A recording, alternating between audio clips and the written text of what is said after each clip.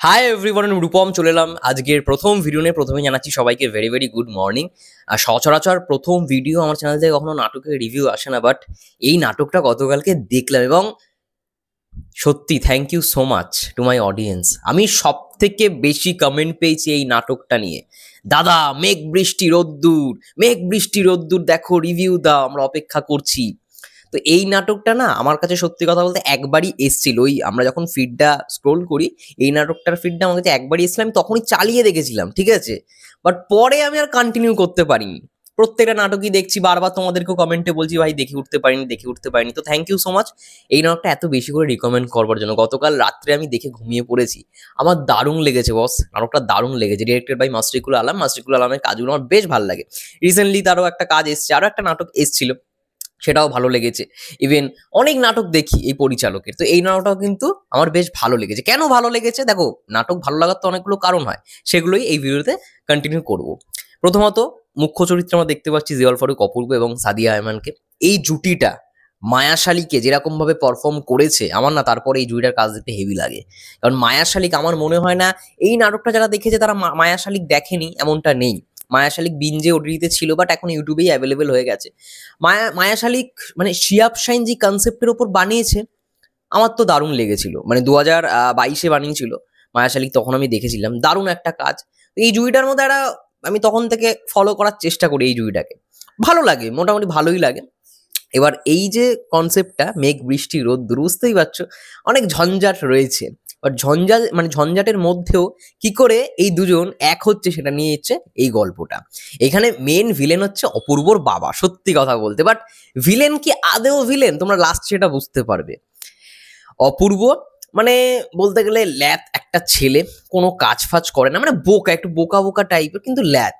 ও শুধু পড়াতে যায় আর বাড়িতে ঘুমায়, ঠিক আছে, ঘুমাতে হেভি লাগে অনেক রাত করে, আর কি সিনেমা ফিনেমা দেখে তারপরে ঘুমায়। তো সকালবেলা উঠতে দেরি হয়।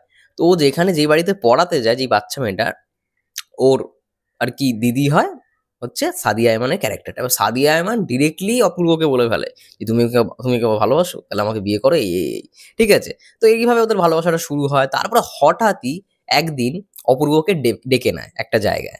এই যে সিনটা দেখছো, এই সিনটা এতটা মনোমুগ্ধকর, মানে আমার না সব থেকে ভালো লাগে বাংলাদেশের নাটকের মধ্যে, যে রিক্সায় যে কোনো একটা রোমান্টিক লাভ স্টোরি মানেই দেখবে একটা পাঞ্জাবি পাজামা অপূর্ব যখন পরে দারুণ লাগে, তার সঙ্গে সঙ্গে মানে যে আর কি হিরোইন থাকে সেটা শাড়ি পরে। আমার এই জিনিসটা ব্যাপক লাগে, মানে একটা বাঙালির টাচ, ঠিক আছে, একটা মানে প্রেমের আভাস। এই সিনটা দেখলেই বুঝতে পারবে। এবং তার সঙ্গে সঙ্গে রিক্সায় যখন দুজনে বসে থাকে, এই ক্যামেরা অ্যাঙ্গেলটা যখন এরকম অবস্থায় থাকে, মানে দুজনকেই ক্লোজ শটে দেখানো হয়, পেছনে এই রিক্সার ইয়েটা, আমার ব্যাপক লাগে। এই সিনটা, এই সিনারিটা দেখার জন্য আমি সবসময় ওয়েট করি।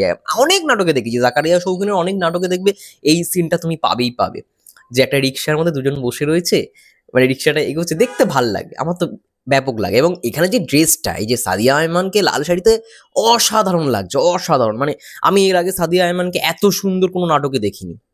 তার সিনেমাও এসছে, সিনেমা হলে চলছে উৎসব, ভালো কালেকশন করছে, সেকেন্ড পজিশনে চলে এসছে, সেটাও ভালো হবে আমি জানতাম, কারণ ওটা একটা মাল্টি স্টারার ছবি। যাই হোক, নাটকটার মধ্যে সাদিয়া আয়মানকে আমার ভালো লেগেছে, যে তাকে যেরকম কস্টিউম দেওয়া হয়েছে খুব ভালো লাগছে, বিশেষ করে এই লাল শাড়িটা।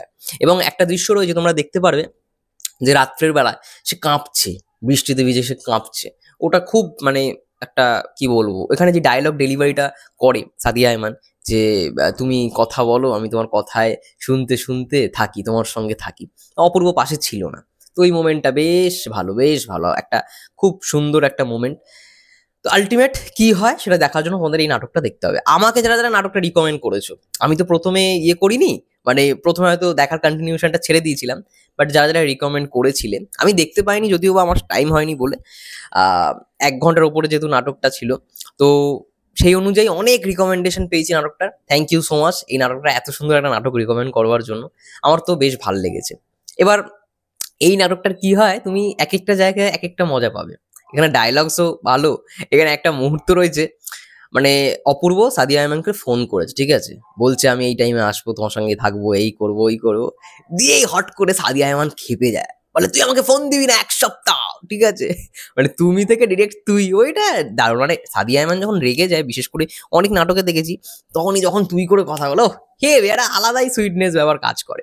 তো এরকম একটা জিনিসপত্র দেখানো হচ্ছে।